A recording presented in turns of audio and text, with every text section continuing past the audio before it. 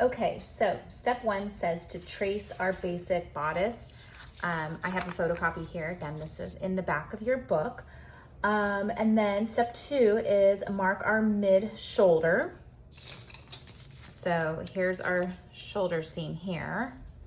You know, mid shoulder, I can do math and figure it out, or I can just fold it in half. It's probably a little easier than doing math. Okay, so there's a mark for our mid shoulder. And then in that same sentence, it says also label our dart legs A and B. Okay, step 3, draw a slash line from our mid shoulder to the bust point. And I don't know if you guys noticed, but in this notebook sample, we don't have to move our dart legs to meet at the bust point. We work with our dart legs still at our dart point. So that's a little bit different than a lot of our other samples. Okay, so I'm drawing a slash line, bust point to our mid shoulder mark. There's our slash line. Okay, now they want us to square a guideline 1.5 inches above the bust point. Okay, so squaring a guideline. 90-degree angle. What is half of 1.5? The answer is 3/4. So I'm getting my ruler to follow our guideline, and if I put it right here, the 1 inch, then we could square 1 inch, but we're supposed to square 3/4. So I'm gonna lower it to right here, and I know this is 1/4, and this is 1/2 inch. This is 3/4. So I can square it. Okay, great. Draw a parallel line 1 inch out from each side to the guideline. Okie dokie. So half of 1 inch is only 1/2 inch. Okay. I'll do 1/2 inch on this side as well. Okay. Okay, and then they just say connect to the bust point.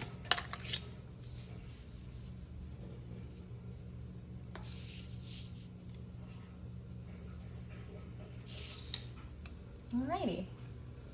Figure 2, we're gonna cut our slash line to but not through the bust point, and we're gonna spread it open as we close these dart legs. So it's time to cut. Here we go. And in this step, if we're gonna close this, they always skip this one. We do need to redraw the dart legs to the bust point. They never add that in the instructions for some reason. So let's do that now.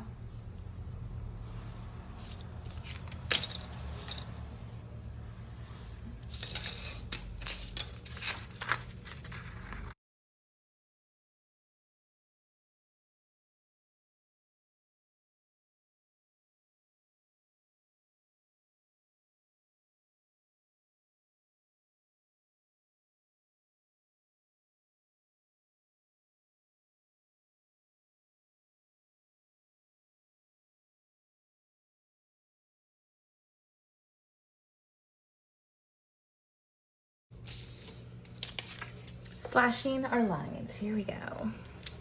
To but not through the dart point.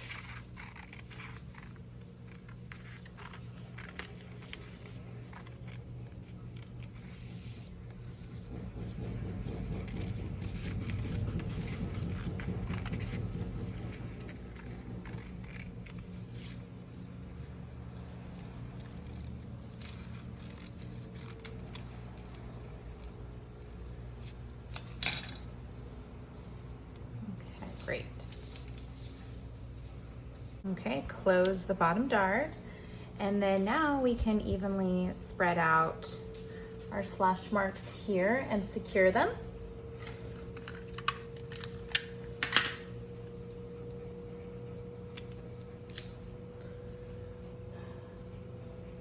And then we're gonna draw our dart legs to our guideline and then just complete the pattern just like we have before.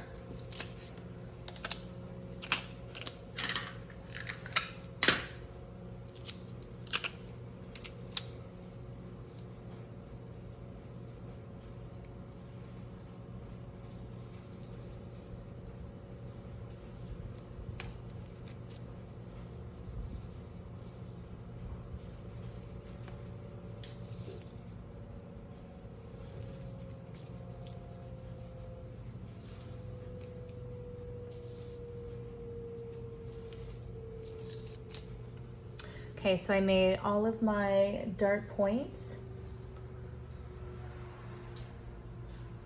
fall to the guideline. The next thing I would just need to do is just make sure my dart legs are the same length, that this dart leg is the same length as this. These two are the same length and those are the same length. And then I'll figure out how I want to add my seam allowance. And you've already learned different ways to add seam allowance to darts. And it's up to you if you want to add seam allowance to your pattern or if you'd rather do that directly on your muslin when you sew up your sample. And finally, you'll just label your pattern piece.